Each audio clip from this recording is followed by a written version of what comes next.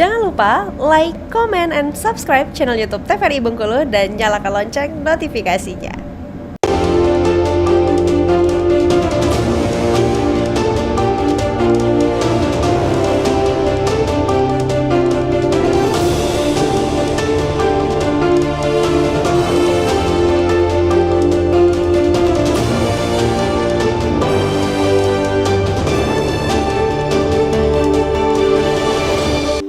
Baik, selamat petang pemirsa, senang sekali jumpa kembali bersama saya Kara Fahmi kali ini di Berndo TVRI Bengkulu untuk edisi hari ini. Dan di kesempatan hari ini kita akan berbincang mengenai satu tema, yaitu mengenai pengelolaan limbah plastik.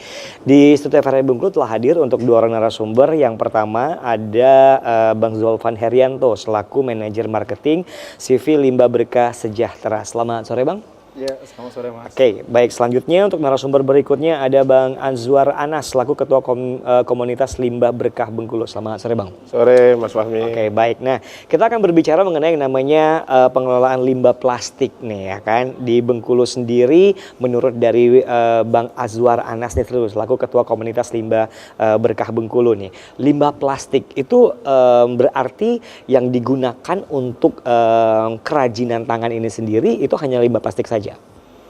Ya, pada dasarnya untuk produk kerajinan tangan kita bukan hanya plastik sih sebenarnya kan. Cuman memang 90% bahan bakunya memang dari plastik. Oke.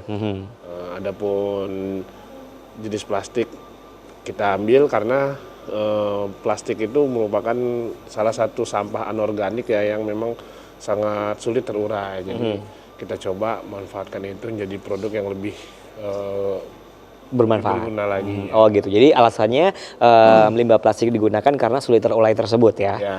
Oke. Nah, untuk pengelolaan limbah sendiri menurut Bang Azwar nih itu sulit nggak sih Bang?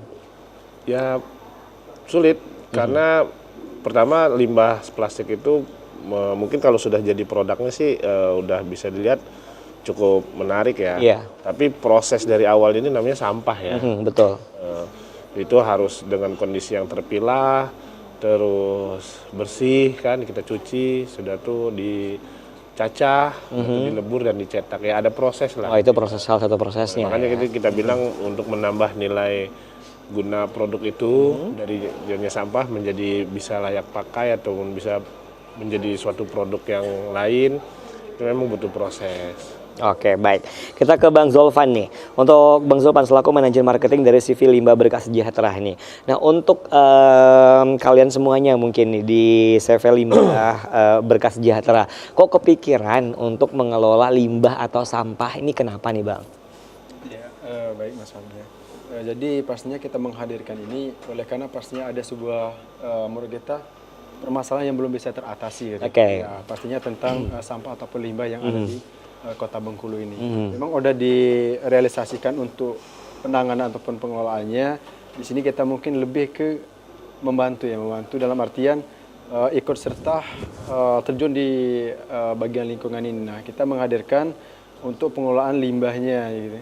Pengelolaan limbah dalam artian limbah plastik yang utamanya benar kata Pak Azwar Anas tadi, karena itu yang lebih nampak di pandang matanya bertebaran dan sebagainya dan lebih sukar terurainya sehingga kayaknya ini perlu kita hadirkan di pertamanya saat ini di Kota Bengkulu dan mungkin kedepannya kita mungkin akan ada pengembangan dan lain sebagainya Mas karena melihat hal itu tadi. Oke, nah plastik yang dimaksudkan ini plastik-plastik yang seperti apa untuk limbahnya atau sampahnya sendiri, apa plastik kayak kantong kresek atau lain sebagainya itu Mas? Nah sementara yang sudah terkelola sama kita itu dari tutup botol dan juga botolnya Mas. Oh tutup botol dan juga botolnya. Oke. Mungkin kita bisa lihat di sini kita izin ya Mas ya. Ya. Ini ada produk kita berupa mainan anak-anak ataupun puzzle ya, produk edukasi. Ini dari tutup botol.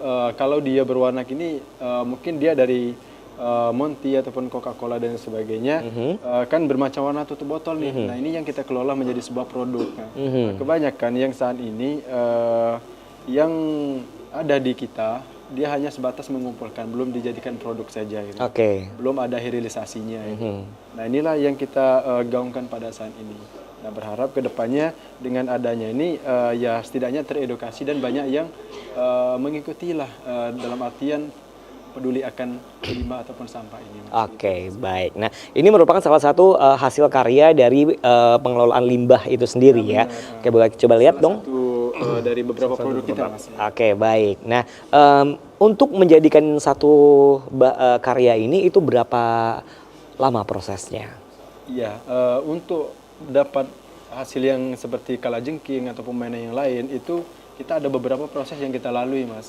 Pastinya setelah adanya tutup botol yang sudah terpilah sama kita, pastinya harus kita cacah dulu gitu. Iya. Setelah dicacah kita cuci, setelah dicuci baru nanti kita ada namanya peleburan atau dilelehkan, dilelehkan dengan bantuan dari molding kita. Nah nanti baru di-press. Nah setelah press juga belum juga selesai itu prosesnya, Mas. Masih ada lagi penyuguhan dan pengamplasan ya. Finishing kalau bahasa kita finishing, ada penyuguhan dan pengamplasan. Setelah itu dia udah nampak datar, dalam artian permukaannya udah sama, baru kita pikirkan mau jadi produk apa.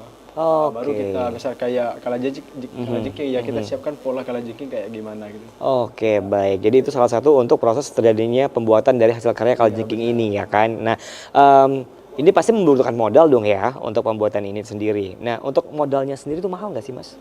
Ya untuk modal dari tutup botolnya, kita berbicara tutup botolnya dulu ya. Kita per kilonya itu biasanya 3 sampai 4 ribu. Itu kalau yang kita beli. Akan tetapi di sini kan Mas kita memberdayakan. Oh berarti bahan bakunya beli? Ada yang beli, ada yang awalnya kita itu kalau memang udah nggak ada bahan baku mungkin kita akan beli. Tapi di sini kan kita ada namanya aplikasi sampah online yang mana mungkin masyarakat Bengkulu sudah banyak yang tahu ya, betul. Karena user kita udah lumayan banyak juga. Nah di sampah online ini kan kita menerima dalam artian sampah terpilah dari masyarakat. Nah, baik itu dari instansi akademik, dari stakeholder dan lain sebagainya. Nah semua jenis sampah anorganik itu kita ambil.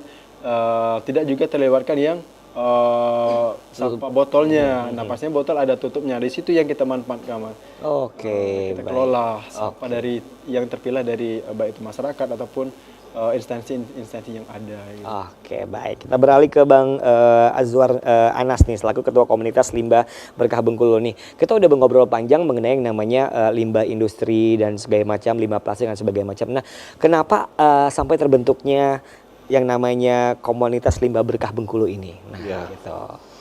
Jadi diawalin pada bulan Juni tahun 2023 ya.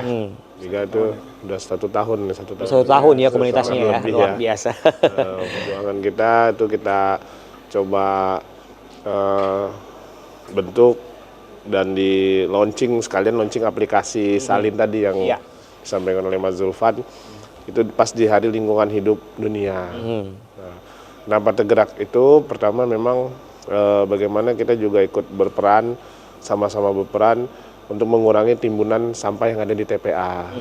Khususnya di Kota Bengkulu ini, TPA kita juga kan sebenarnya sudah mau hampir habis umurnya karena sudah tinggi, menggunung. Nah, bagaimana kalau sampah itu bisa meledak di TPA suatu waktu, dan kita berpikir ini tugas kita sama-sama nih, bukan hanya tugas pemerintah, tugas segelintiran orang, itu tugas kita semua. Bagaimana untuk mengurangi lah kalau memutus mata rantai biar tidak sampai ke TPA. Kalau kita untuk mengurangi jumlah plastik mungkin sulit, karena konsumsi ya. Tapi bagaimana sampah itu tidak sampai ke TPA. Jadi terbentuklah dulu industri hilirisasinya. Kami dari komunitas mencoba waktu itu langkahnya membuat aplikasi dulu nih, karena untuk mencari bahan baku, persiapan untuk mendirikan pabrik hilirisasi. Ini kita kolaborasi nih sama CV-nya. Oke, baik. Sebelum dilanjutkan kita jeda iklan dulu ya, Bang. Baik, untuk pemirsa di rumah tetap bersama kami. Kita akan lanjutkan kembali nanti setelah jeda berikut. Tetap bersama kami di Berdua TVRI Bengkulu.